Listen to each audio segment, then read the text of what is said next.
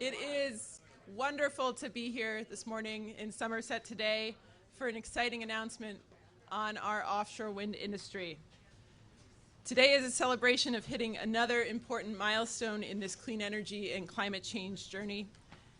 And we've got many of these days ahead as we build out our clean energy economy, as we reach 15 to 25 gigawatts of offshore wind by 2050, as we work to achieve these nation-leading climate change goals we have. And I think even though we have many more of these days ahead and a lot of work to do, it's really important to pause here today and to celebrate this milestone because it's been a long time coming. And the scale of the people in this room and the role all of you have played in getting to today can't be understated.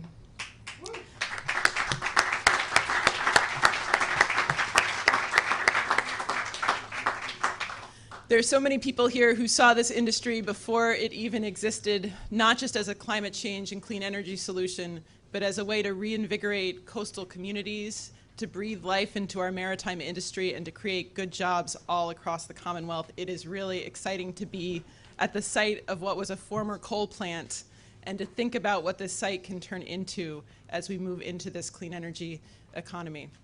So I want to introduce a real champion of the offshore wind and clean energy industry in the Commonwealth, and someone who has both planned the work and worked the plan to get us where we are today, and worked with so many partners who are here in the legislature and the industry and beyond, Governor Charlie Baker.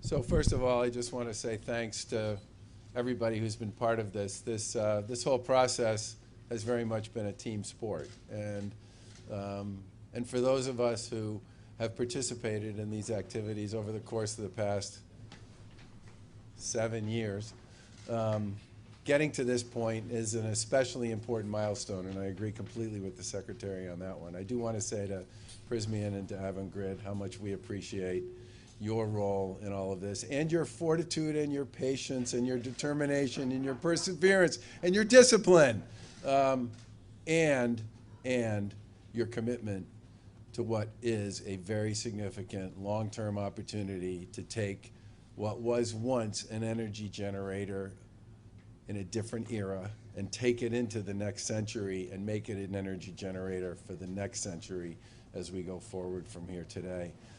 I also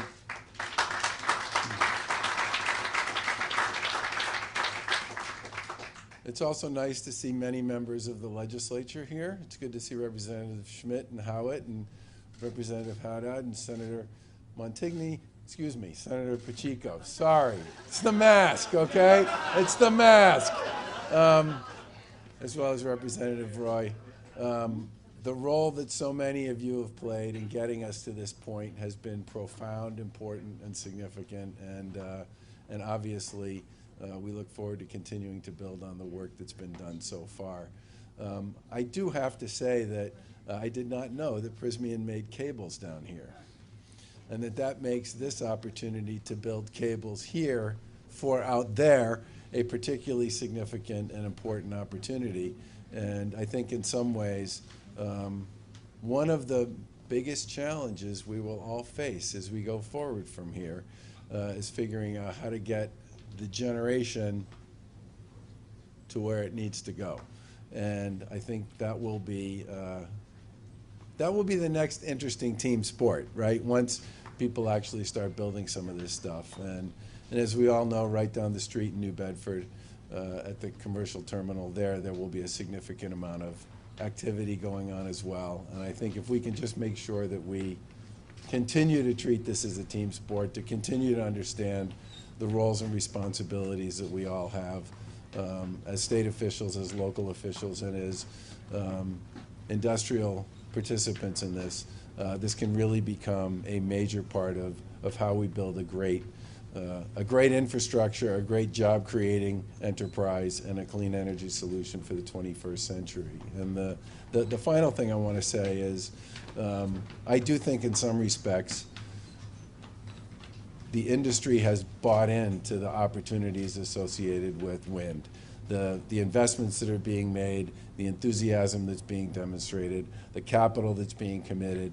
And I think if we continue to play our cards well, we can make a very big investment in the Commonwealth and in this region going forward, and support a lot of activity in deep water up and down the Atlantic coast over the course of time. So thank you very much, and I'll turn it back over to the Secretary.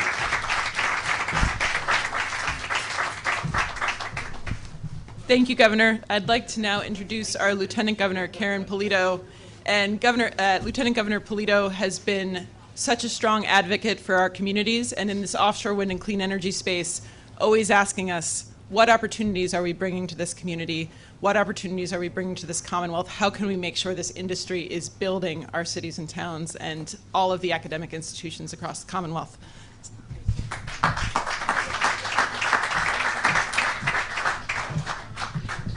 So good morning, everyone. It's great to be here.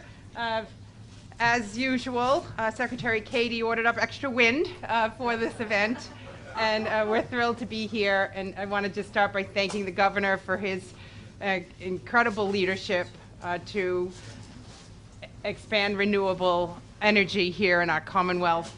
I want to thank our partners in the legislature, many of whom are here. We worked very hard in collaboration with you to see these opportunities come. I want to thank Congressman Jake Auchincloss for being here. I'm sure you'll be hearing from him in a few moments. And I want to single out a member of your delegation in Chairwoman Representative Haddad. I've known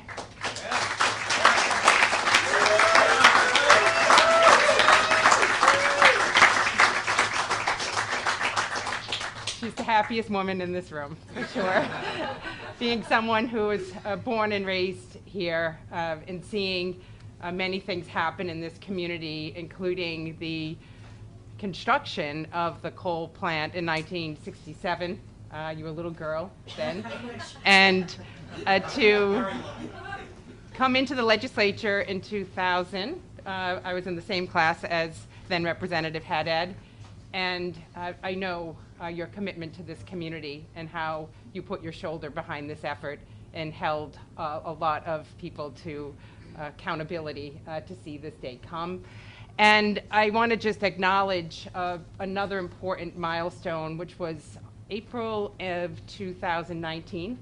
I did watch the video. It was over in a second when the cooling towers were reduced to a rubble. And that video image was really not just symbolic, but illustrative of the end of an era and the beginning of a new one for our Commonwealth, but particularly for Somerset and the South Coast region. So congratulations to Representative Haddad.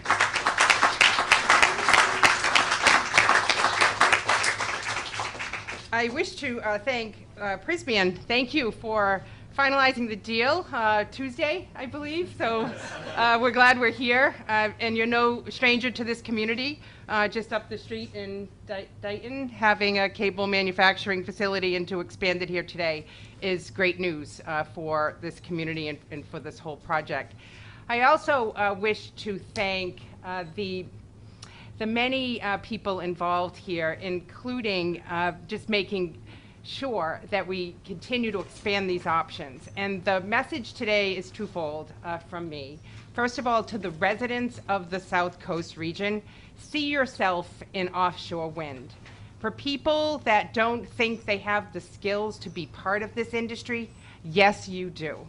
And we have a particular effort working with Mass CEC, working with 6 of our colleges and universities. In particular, I see UMass Dartmouth here in the house, Bristol Community College, setting up specific programs to design the kind of programs and credentials that match industry standards that will put people into pathways to gain the skills that are needed to build, to plan, and to ultimately operate and maintain the offshore wind farms on our shores. So there's a lot of opportunity for the people of this region, and I'm thrilled for you. I also want to engage and call out the businesses of this region, because you are specific to the success of the planning, building, and operations in the future with your supply abilities. And there are many businesses that are now part of a directory, I believe. I think Mass CEC is in the house. Mass CEC set up a directory. There's about 400 local businesses that are making it known what their capabilities are. And we'll continue to expand that and invite and reach out to businesses all throughout the South Coast and all throughout our Commonwealth to see yourselves in offshore wind. There are tremendous opportunities for people, for businesses, and for the South Coast region, and I couldn't be more proud of this opportunity to come forward. So congratulations to all of you. I see Councillor Ferreira also in the house today. Thank you very much for being here. Being someone who spends a lot of time here in Somerset, I know that you are very proud for this day to come as well. Congratulations to everyone.